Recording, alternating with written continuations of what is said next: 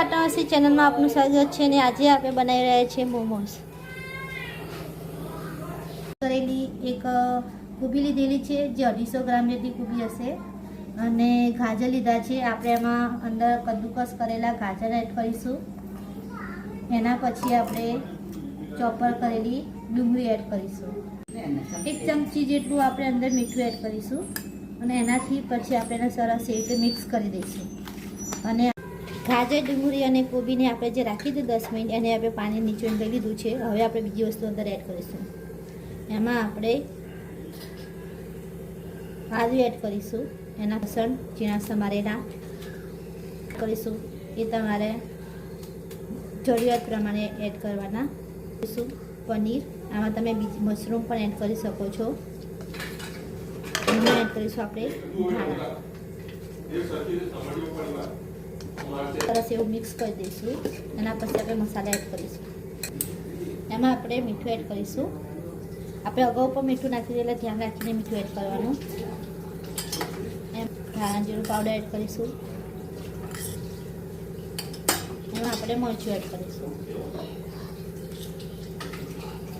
મરી powder add કરીશું. તો આપણે મિક્સ કરી દઈશું. મેદાનો લોટ મેં લીધો તો 1 કપ જેટલો ને એમાં મેં 2 ચમચી તેલ, મીઠું અને પાણી એડ કરીને એને મેં સરસ એવો બાંધ્યો હતો. હવે એને 20 થી 30 મિનિટ જેટલું આપણે પડી રાખવાનું, જેનાથી એ સોફ્ટ થઈ જાય.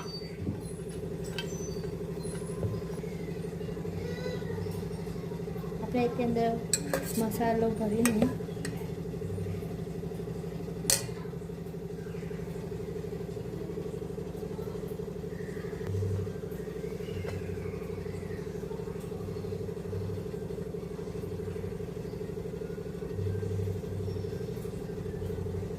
આ રીતે આપણે બધા જ મોમોસ તૈયાર કરીશું.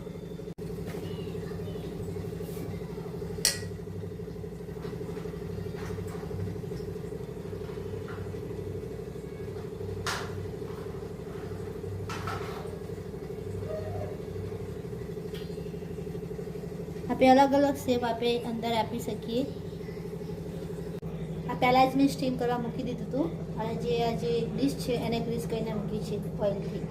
હવે આપણે મોમોસ સ્ટીમ થવા મૂકી દઈશું. આપણે અલગ અલગ પેટર્નના આપણે મોમોસ બનાવી શકીએ છીએ. અહીંયા મેં 2 થી 3 પેટર્ન ટ્રાય કરી છે.